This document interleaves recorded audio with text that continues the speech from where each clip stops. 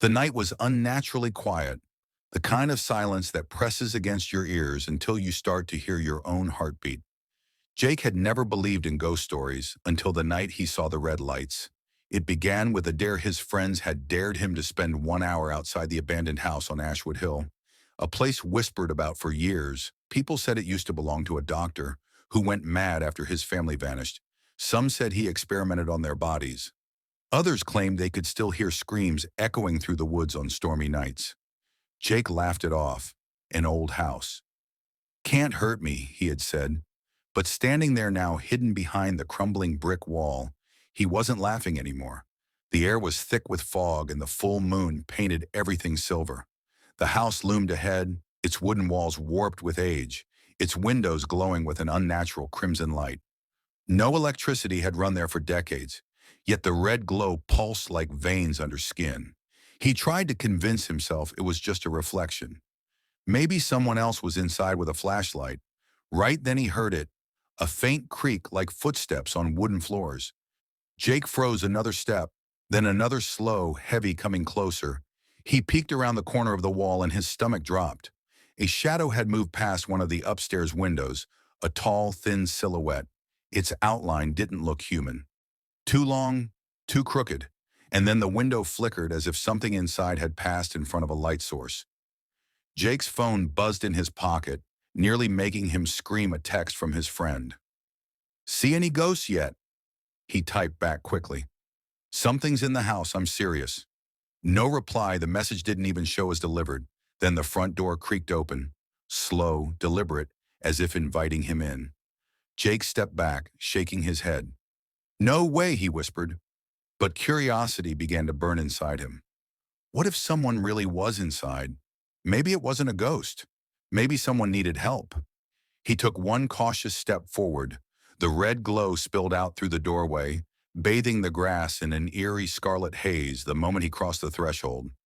The air shifted colder, heavier. His breath came out in pale clouds. Inside, the walls were covered in strange symbols, circles, lines, and shapes drawn in what looked like dried blood. The red light came from old lanterns hanging from the ceiling, but their flames didn't flicker. They burned still and soundless, as if frozen in time. "Hello," Jake called out. His voice trembled.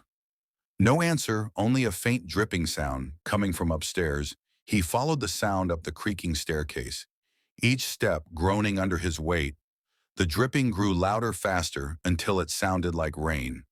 He reached the top, and his flashlight beam landed on a door slightly ajar behind it. It was almost midnight when Emma's car broke down on the lonely forest road.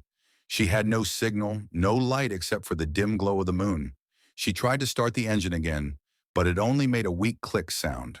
Her heart pounded as she realized she hadn't seen another car for hours. She decided to walk, hoping to find a house or a gas station.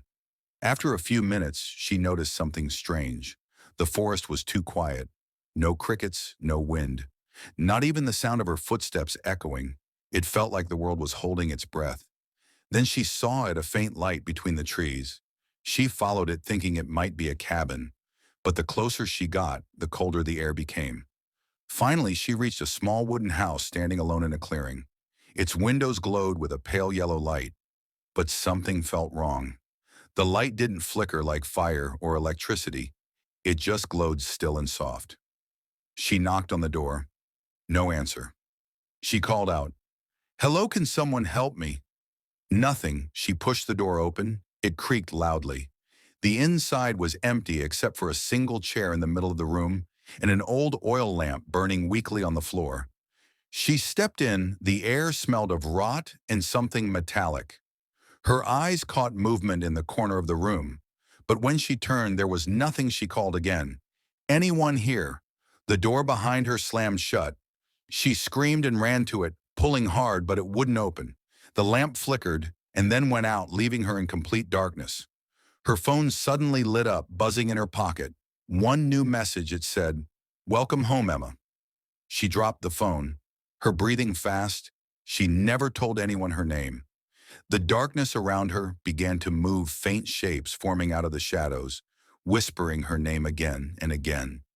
Emma, Emma, Emma. She backed away until she hit the cold wall behind her and realized the wall was breathing. She turned to run, but the floor beneath her gave way, and she fell into blackness. When she opened her eyes, she was back in her car engine, running headlights on, and the road clear ahead. She gasped in relief, thinking it was all a nightmare, until she looked in the rearview mirror and saw the house standing right behind her, and someone sitting in the back seat smiling. Ryan had always loved exploring abandoned places. He called it urban adventure. But this time, it was different. He had heard about an old school deep in the woods closed for over 30 years. After a mysterious fire, no one knew what caused it or how many died. He decided to go there alone with his camera to film for his channel. The building stood half-burned, the windows shattered, the walls covered in black soot. The air smelled like wet ashes and mold. He stepped inside, recording every corner. The silence was heavy, only broken by the creak of his shoes on the floor. He laughed nervously, talking to the camera, saying it was probably full of rats or ghosts. Then he heard a faint sound, a bell ringing, echoing down the empty hallway. He froze. The bell tower had collapsed decades ago. He followed the sound anyway. His flashlight flickered. The deeper he went, the louder it became. He turned a corner and stopped dead in his tracks. A door stood at the end of the hallway, perfectly clean, not burned like the rest of the building. It had a small sign on it that read, "Detention Room." He reached for the handle and pushed it open. The room was untouched, desks still in perfect rows. Chalk on the blackboard spelling out the words, "Sit down, class is not over yet." He whispered, "What the hell is this?" The door slammed shut behind him. His camera fell to the floor, still recording. The temperature dropped, his breath turning white. He heard footsteps behind him, slow, steady. He turned, but the room was empty. Then the blackboard began to write by itself, letters scratching across the surface. "Ryan, you're late." He stumbled back, shaking his head. This can't be real. Then he heard whispering, dozens of voices overlapping. Some crying, some laughing. Desks began to move on, their own scraping the floor, forming a circle around him.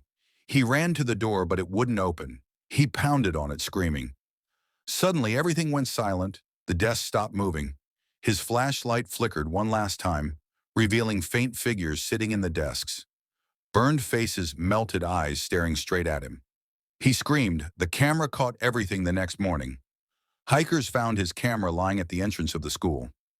The video ended with Ryan's terrified face, and behind him a shadow with the shape of a teacher's hand resting on his shoulder.